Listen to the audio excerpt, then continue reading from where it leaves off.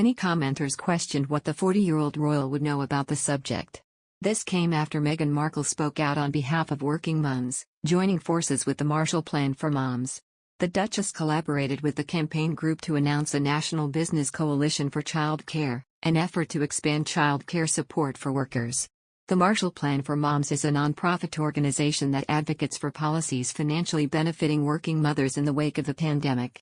Making the announcement, Meghan said that working mums are asked to shoulder so much, something which she said has been heightened by the pandemic.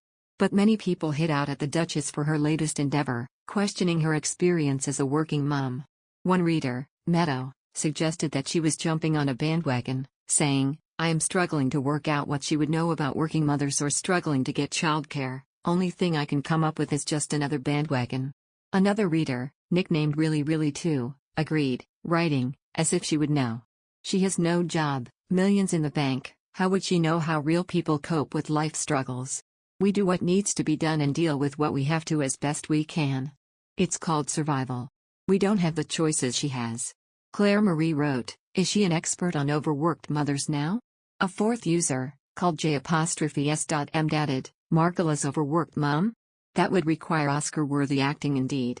Meanwhile, a fifth user questioned, "And what does she know about that subject?" However, other users defended the Duchess, with Sara May writing, "She didn't call herself an overworked mum, simply adjusting to new situations is something different. Most mums are overworked because most husbands won't do half the housework and half the childcare if they are both in full-time employment." Risensun wrote, "That's admirable, proud of you and your girls," while another user said, "You go, girl. Hats off to you." Speaking about the move, Meghan had said, "Families everywhere, and especially working moms, are asked to shoulder so much. This has only been heightened by the pandemic, with increased caregiving responsibilities, rising prices, and economic uncertainty. As it's been said many times, it takes a village to raise a child. Today, we're sending a message that childcare isn't just a community imperative, it's a business imperative.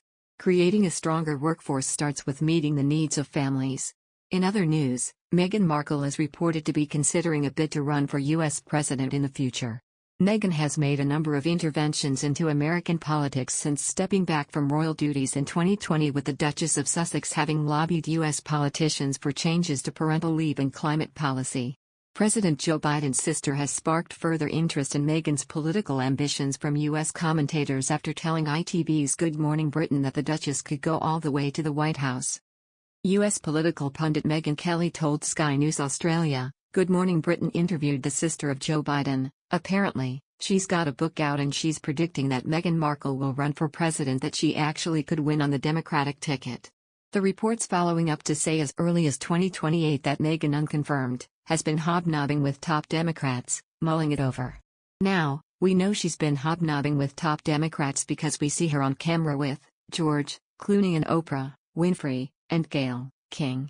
But whether she has political ambitions or not, I don't know. What I can tell you, we are crazy over here. We're not that crazy. Meanwhile, a U.S. historian, writing for The Spectator, has suggested the U.S. Democratic Party could turn to a starry, glamorous figure to run on the Democrat ticket in 2028. Alexander Larman wrote, Valerie Biden, Owens is not alone in thinking that the Duchess would have an excellent chance of winning the nomination, and perhaps even the presidency. He argued Meghan could become the Democratic version of Trump if the Duchess decided to run for the office. Only a fool would bet against her, he noted. Mr. Larman continued, should Meghan become the Democratic version of Trump, a high-profile, divisive figure with enormous newsworthiness, for good or ill, then only a fool would bet against her, and her cavaliere servant Prince Harry, taking up residence in 1600 Pennsylvania Avenue before the decade is out. The author and journalist went on to suggest Ms. Biden-Owens' interview on Js.Emd might be seen as a formal overture to Meghan from the Democratic Party establishment. Mr. Larman also listed the ways in which the Duchess has already involved herself in the world of politics.